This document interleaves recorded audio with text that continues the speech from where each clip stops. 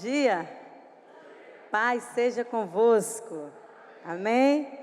Para nós é um prazer, né, estar aqui. E ao mesmo tempo, né, é uma emoção, porque eu saí da Bahia muito nova, né? Eu sou baiana, de Feira de Santana, e aos 17 anos eu fui para Belo Horizonte, né? Deus me tirou daqui para ir para um seminário e quem sabia, né, irmãos, que um dia eu estaria aqui de volta. Só o Senhor, né? E todo investimento do Senhor nas nossas vidas, Ele tem um propósito, né?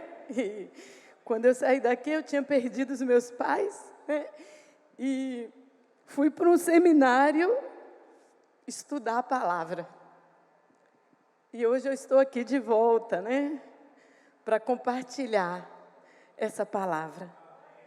Então é bem bacana o nosso Deus, né? Abra sua Bíblia aí no livro de Josué, no capítulo 1. Uma vida que muito se assemelha à nossa vida. No início do mês, Deus,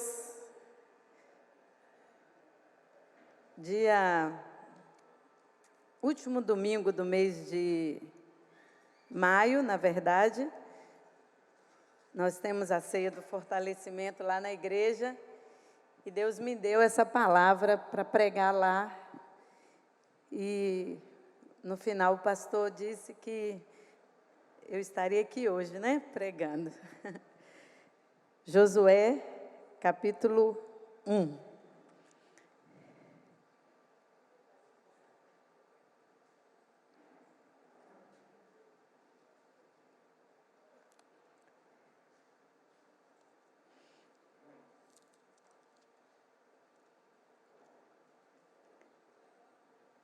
Aleluia. Todos acharam? O verso 1 diz assim: depois da morte de Moisés, servo do Senhor, disse o Senhor a Josué, filho de Num, servo de Moisés: meu servo Moisés está morto.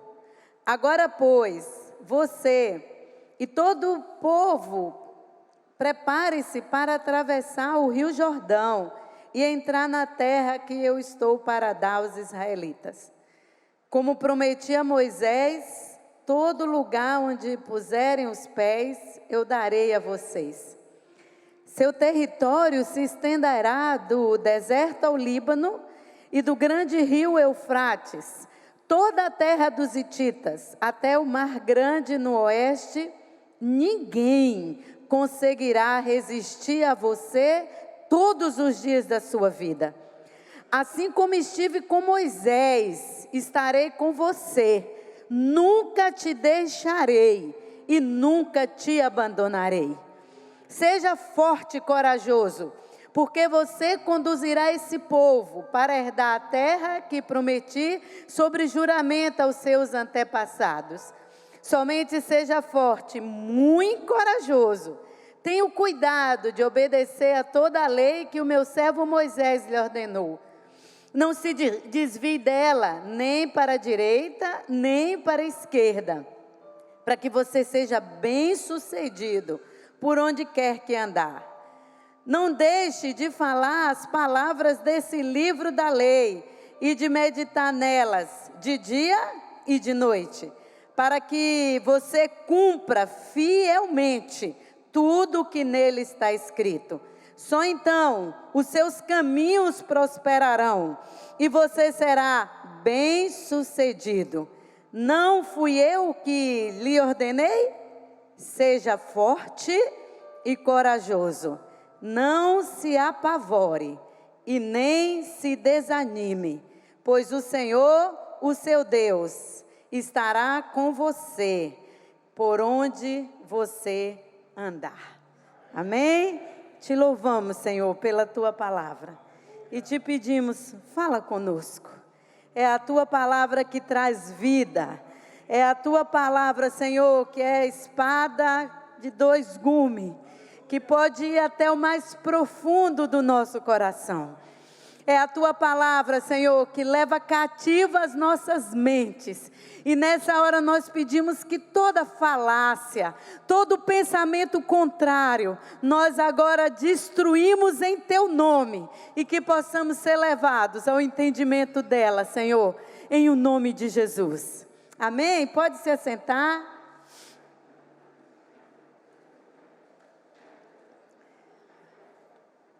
Aleluia. Irmãos, o texto que nós lemos, eu creio que já é conhecido de todos vocês. O texto de Josué, o capítulo 1, fala de como Deus chamou Josué para suceder a Moisés. Um homem de guerras, com todo o seu histórico. Josué difere daquele que ele vai suceder, porque enquanto Moisés era um estadista, Moisés era um homem negociador, nós vamos falar hoje de um homem que era de guerra. A Bíblia no livro de Josué conta exatamente 31 guerras que Josué teve que enfrentar. O que você sabe sobre Josué? Você já pensou ou já parou para estudar a vida dele? Vamos pensar alguns itens aí que podemos lembrar da vida de Josué. Primeiro, acabamos de ler, Josué, ele foi escolhido por Deus para suceder a Moisés. É a primeira coisa, um homem já de 80 anos, que passou 40 anos caminhando como um auxiliar, como servo. Você não ouviu aqui a Bíblia dizer que Josué era servo de Deus. Ao contrário, a Bíblia chama Moisés servo de Deus, mas Josué, ele era servo de Moisés. Ele servia a Moisés, ele estava à disposição para auxiliar Moisés em todos os momentos. Tudo que Moisés passou, todos os momentos difíceis, desde o Mar Vermelho, quando Moisés estava ali à frente, sem saber o que fazia com o povo, Josué estava ali olhando, pensando, observando o que esse homem vai fazer. Era aquele que estava a espionar, não com qualquer objetivo, mas o objetivo de Josué era: eu preciso aprender com esse que é o meu mentor, o meu modelo, aquele que me serve de inspiração. Josué, irmãos, foi aquele dos 12 espias, que quando o povo duvidou, depois de toda a obra de Deus, de tudo que Deus havia feito, diz a Bíblia que o povo começou a pensar assim: será que aquela terra que Deus havia prometido, tem mesmo o que Deus falou? Será que tudo aquilo que Deus falou é verdade? Aí a Bíblia diz que no capítulo 12 do livro de Números, que o povo pediu, então foi um grupo observar exatamente o que é que tem naquela terra. Quem estava junto com os 12? Quem era? Josué. Viu a terra, olhou, pesquisou, entendeu que tinha inimigos, entendeu que tinha gigantes de aproximadamente 4 metros, observou que tinha ali um cacho de uva que 2 homens tinham que carregar, entendeu o comprometimento de Raabe de guardá-los para que eles não fossem vistos, percebeu tudo que havia acontecido ali naquela terra. Era um homem que de toda a nação, nem Moisés foi aquele que pôde pisar na terra prometida, mas por causa da fé, por causa da aprendizagem, a Bíblia diz que somente Josué e quem?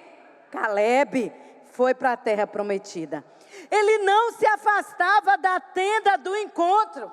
Aquele tempo que Moisés foi para o monte, quando ele recebeu a tábua da lei, quando ele estava ali vendo Shekinah, a glória de Deus, quem é que estava ali pertinho de Moisés para saber o que havia acontecido no monte? Quem era? Josué. Ele estava com Moisés em todos esses momentos. Mas a Bíblia diz aqui que chegou o momento, chegou a hora de Deus levar Josué para um nível diferente, para outro nível. Chegou a hora de Josué tomar as suas próprias decisões.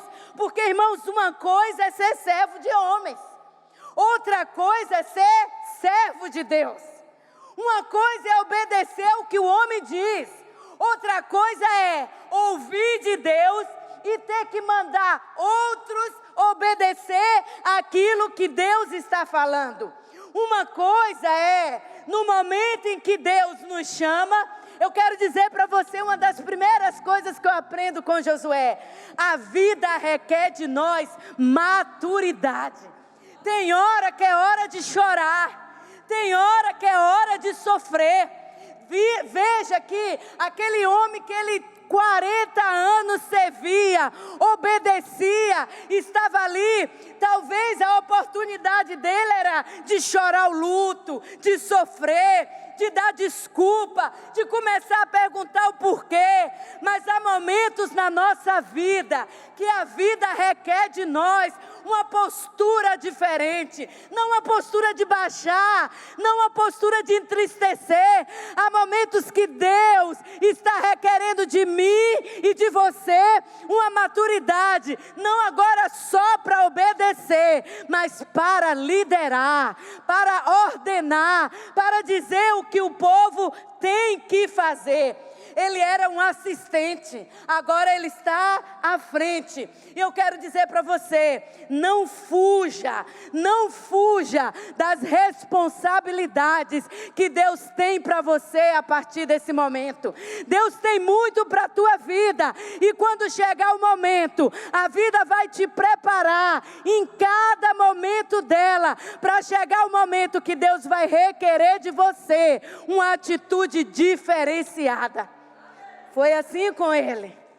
Aí a Bíblia diz, irmãos, que naquele momento em que ele estava vivendo todos esses sofrimentos, todos esses questionamentos, há algumas palavras aqui de ordem que nós vamos observar que por 3 vezes, porque o que esperava Moisés, o que esperava Josué, quando há coisas na Bíblia que se repete, é porque tem uma seriedade maior, tem um ensinamento maior.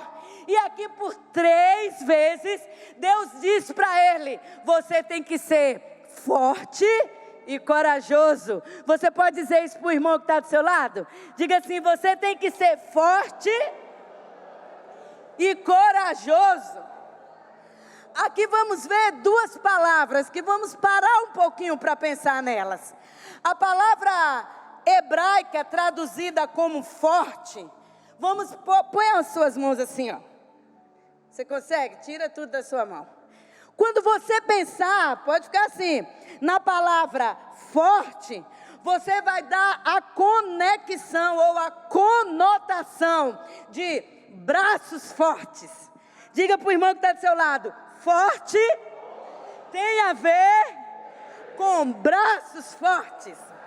Aí diga para ele: eu tenho braços fortes. Firma aí seus braços fortes. Aleluia. Aí a palavra hebraica, traduzida como coragem, tem uma conotação de pernas. Bate assim na tua perna. Pernas firmes. É o contrário de pernas trêmulas. Quando você está com medo, o que é a primeira coisa que acontece com você? As pernas começam a fazer o quê? Tremer. Observe que quando você vai para uma situação que te dá medo, o coração dispara. Mas a parte do corpo que vai mostrar o seu medo é o quê? Pernas trêmulas. Bate a sua perna assim. E diga: eu preciso de pernas firmes. Aí veja, por que você está dizendo isso, pastora? Lá no capítulo 35 de Isaías, depois você pode ler, no verso 3, a conotação para essas duas palavras está lá. Diz assim: fortaleçam as mãos cansadas e dêem firmeza aos joelhos fracos. É Deus falando para o povo: fortalece. Essa manhã é manhã de Deus dizer para você: fortalece as tuas mãos cansadas, em nome de Jesus, e firma os teus joelhos que estão fracos, mas hoje ele vai ser fortalecido na força e no poder do Senhor. O texto de Hebreus, no capítulo 12, diz assim: portanto, ergue as tuas mãos, levanta as mãos cansadas. O texto de Hebreus diz: e fortalece os teus joelhos enfraquecidos. Essa manhã é manhã de unção nova sobre a tua vida. É manhã de joelhos fortes, de braços levantados, porque grandes coisas estão por vir na tua vida e no teu ministério. Todos os dias da nossa vida, irmãos, Deus quer nos surpreender. Todos os dias Deus quer nos contar os segredos e agir em área das nossas vidas. Muitas vezes nós não entendemos o porquê de tanta luta. Eu disse no início que a minha vida parece com Josué. Passa uma luta, você nem acabou uma, quando você menos espera, o que acontece? Tem outra por aí. Pergunta, irmão, tem alguma coisa a ver com a sua vida isso? Assim era Josué, nem acabou uma coisa, quando ele menos espera, vem outra coisa na nossa vida. E aí a gente precisa pensar, o que essas palavras, força e coragem, que está escrito ali, ser forte e corajoso, significa para nós. Forte, irmãos, tem a ver com resistir. Força nos braços tem a ver com aguentar. Tem a ver com não desistir. A despeito de todas as tribulações, a despeito da dor, a despeito da doença, a despeito da escassez, a despeito da luta, a despeito de toda a sequidão. Talvez você olhe e diga assim: não há condições de continuar. Mas quando você recebe a força do Senhor, você vai entender que mesmo a despeito de tudo, Deus, Ele vai abrir um caminho no meio do mar. Eu cheguei no seminário, irmãos, evangélico do Brasil, no ano de 1989. Os batistas conhecem muito bem e sabem que quando mandam uma pessoa para lá, a igreja era responsável. Eu só tinha uma coisa que me mandava ir. Eu só tinha uma palavra que dizia: vá. Foram 4 anos de seminário. Eu estou contando a história de 89, mas não pense que hoje é diferente não. É só para você entender que cada história que você passa na vida, cada luta é como um esterco para te dar base para coisas maiores que Deus vai te colocar. Quantas vezes eu ligava para um e dizia: vai vencer a mensalidade, era 1 salário mínimo.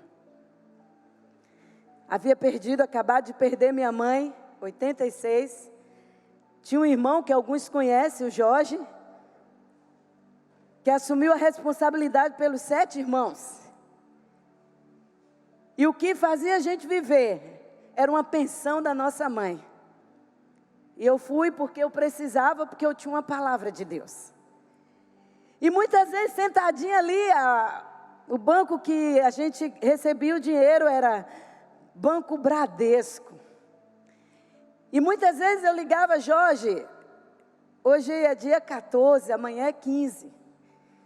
E nós tínhamos um deão chamado Leão Xavier, que era assim, irmãos: se no dia você não tivesse o dinheiro para pagar, dia 15, dia 16, se você temasse e entrasse para a sala da aula, ele ia na frente e te pedia licença da sala.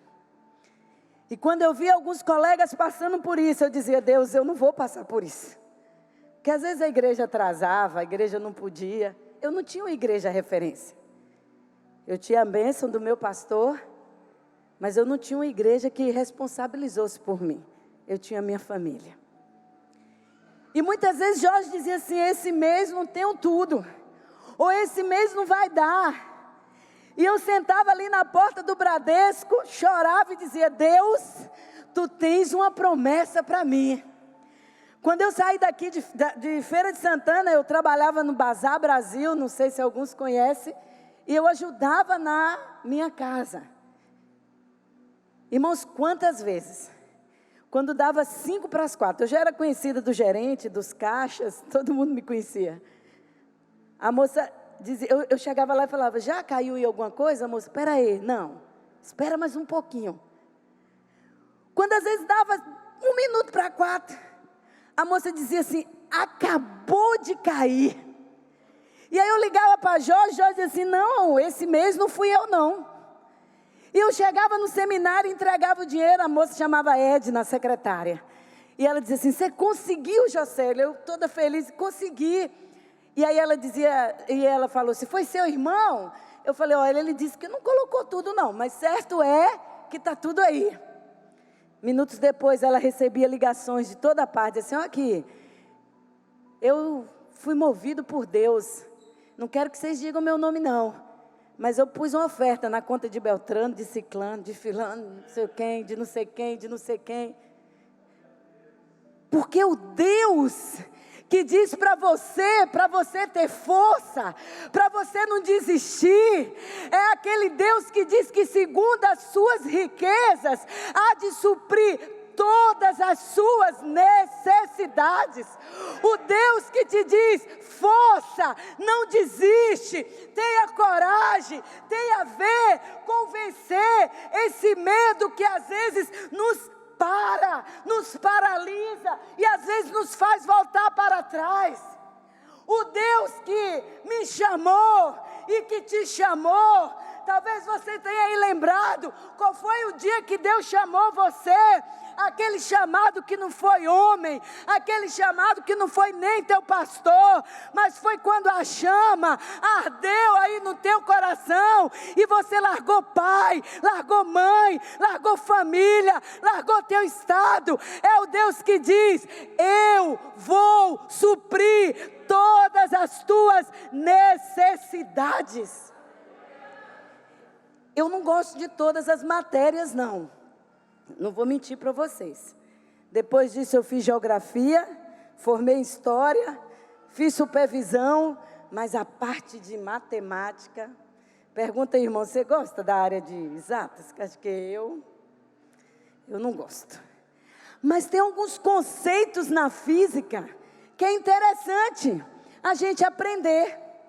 E na física, a palavra força aí, quem é os bons físicos, vai dizer que força é a grandeza capaz de mover um corpo da sua inércia.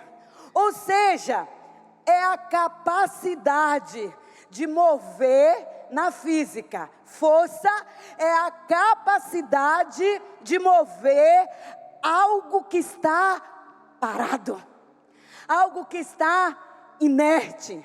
Assim, queridos, a força não está só no poder de resistir, não está só no poder de enfrentar, não está só no poder de aguentar, mas força tem a ver com a capacidade que temos de sair da zona de conforto, de sair da inércia, de sair da paralisação. Força tem a ver com a necessidade de sair da passividade e nos mover para outra direção. É momento que Deus te desafia para você entender. Até agora eu fiz assim e eu fiz assim e não deu certo. É momento de você entender que tem hora que tem que sair do conforto, da inércia, da passividade e tomar um rumo diferente para o novo de Deus na minha e na tua vida. Força tem a ver com isso. Ser forte é ser capaz de se mover na vida, mesmo quando as situações tentam te parar. Ser forte, irmãos, é continuar. Ser forte é fazer os sonhos se realizarem. Quantas histórias de Covid nós temos por aqui? Quantas histórias de Covid que temos, como a pastora falou há pouco, que tenta paralisar os sonhos, paralisar as vontades. Mas você observa que tem vencido a Covid, aquele que tem força para dizer: ainda não está na hora de eu morrer. Não chegou a hora de minha senha ser chamada. Há sonhos para a minha vida, há algo para eu realizar, há muita coisa para eu fazer. É essa capacidade de, mesmo que as situações venham te decepcionar, é o emprego que perdeu, é o marido que largou, é a família que diz não, é o ministério que você às vezes até ontem estava insatisfeito, e você resolve lutar contra tudo isso e dizer: não, nada vai me parar, porque eu tenho um chamado. Eu tenho um chamado. Irmãos, eu fiquei 4 anos na Batista. Eu tenho um sentimento de pertencimento. Eu sei que tem escândalos, eu sei que tem problema. Eu sei que hoje nós estamos vivendo um momento de situações adversas e talvez de propostas até melhores do que o que eu tenho, mas eu tenho um chamado para servir aqui, e daqui ninguém me tira, porque Deus me plantou aqui. Pertencimento. Eu pertenço aqui. É isso que é ser forte. E coragem. Eu já estou acabando, viu, irmãos? Coragem, segundo o dicionário, é a firmeza de espírito para enfrentar situação emocional ou moralmente difícil. Ter firmeza de espírito tem a ver, irmãos, com as convicções que eu carrego. Tem a ver com as certezas que eu tenho. E a minha convicção, ela tem que estar relacionada com as minhas bases, as bases da minha vida, os meus princípios, porque método a gente muda. Hoje eu posso fazer de um jeito, amanhã eu quero fazer de outro, mas princípio é inegociável. Não se esqueça disso, pastor. Método você muda, eu fiz assim, não gostei, vou fazer aquilo, mas princípio de Deus é inegociável, e a minha base tem a ver com o quê? Com esses princípios. Exemplo, Daniel tinha riquezas, tinha uma vida fácil, poderia aceitar ali a proposta do rei, mas a Bíblia diz assim, no capítulo 1, verso 8 do livro dele: propôs no coração a não se contaminar com as iguarias do rei. O rei sempre está propondo coisas, uma bebidinha, um fuminho, uma vida fácil, uma mentirinha, não tem problema. Cuidado, pastor, cuidado para você não cavar. Não negocie os seus princípios, não negocie a tua base. Tudo nessa vida passa, mas o que a gente está aqui buscando não é a terra, não são valores terrenos. Os nossos princípios estão exatamente onde eu vou e você vai morar. Somos cidadãos celestial e vamos para o céu. Irmãos, coragem tem a ver com isso. Coragem tem a ver com isso. Eu quero ler com você o texto de Josué, no capítulo 3, no verso 5, quero encerrar lendo esse texto. E quando a gente fala de provisão, quando eu cheguei lá em 89, Deus me levou entre tantas igrejas para uma igreja chamada Evangelho Quadrangular de Venda Nova. E lá tinha um pastor chamado Pastor Geraldo.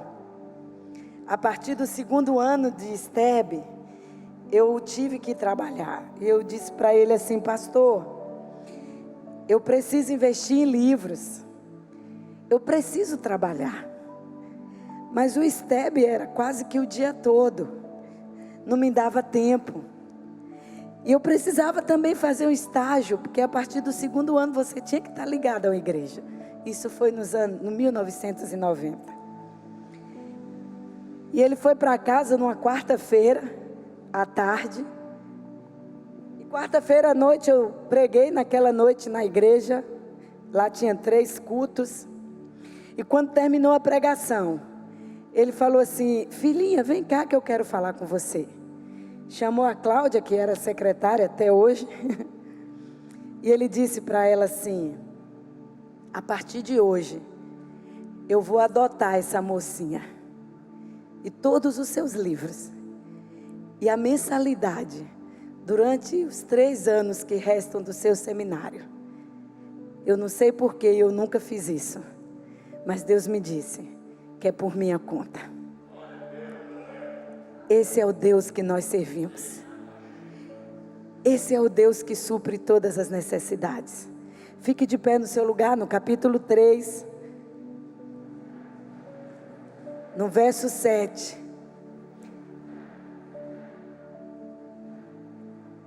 Essa noite, quando eu estava lá no hotel orando,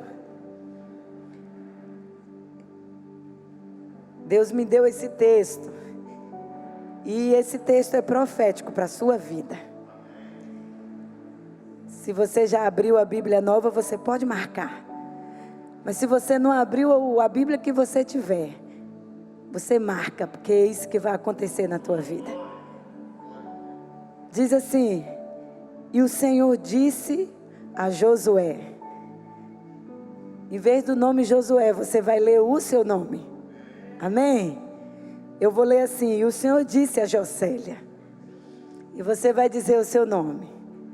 E o Senhor disse a Jocélia: hoje começarei a te exaltar, à vista de todo Israel, para que saibam que estarei com você, como eu estive com Moisés.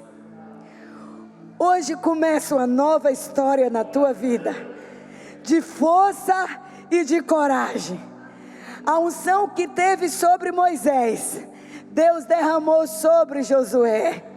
E a unção que Deus deu a Josué, nessa manhã, Deus está derramando sobre a tua vida. E algo novo vai acontecer. Eu quero pedir você para fechar os seus olhos. Eu não sei a sua história, e eu não sei o que você está vivendo, mas eu só sei, Miriam, que Deus tem algo novo para fazer na sua vida. Você é a casa do Senhor. Você é a morada do Deus Altíssimo. E você talvez está dizendo: eu já sou superintendente há tanto tempo, e eu larguei tantos princípios. Eu fiquei envolvido com ativismo, com ir, com vir. Mas nessa manhã Deus vai te dar uma nova unção. Aquilo que talvez você deixou de fazer, vai começar a ter sentido na tua vida, como está tendo sentido na minha vida. Como eu fui com Moisés, assim serei contigo. Abre os teus lábios agora. Comece a glorificar o nome do Senhor. Comece a exaltar o nome do Deus Todo-Poderoso. Ah, Espírito Santo, nós estamos aqui na tua casa. Somos a tua casa, Senhor. Somos a tua morada. E a unção que esteve sobre Josué, de ser forte, de ser corajoso, de caminhar firme contigo. Espírito Santo, nós te pedimos pedimos nessa manhã, ser com cada irmão, ser, Senhor, com cada irmã, que algo sobrenatural nós possamos viver a partir de hoje, no nosso ministério, no nosso dia a dia, na nossa vida pessoal. Oh Espírito Santo, Espírito Santo, Espírito Santo, vem sobre nós de maneira sobrenatural. Nós te pedimos algo novo, algo novo, algo novo sobre a minha vida, sobre a vida da família dos teus filhos, sobre a vida dos filhos dos teus filhos, sobre a vida da liderança, Senhor, sobre a vida da igreja, algo novo, algo sobrenatural, em o nome de Jesus. Coloca a sua mão assim, ó, como um murrinho para o céu, e diga assim: braços fortes. Mas dê murro para o céu e diga: braços fortes. 3 vezes: braços fortes, braços fortes, braços fortes. Começa a bater o teu pé e diga: pernas firmes, pernas firmes. Só quem crê dá um glória a Deus. Deus abençoe vocês.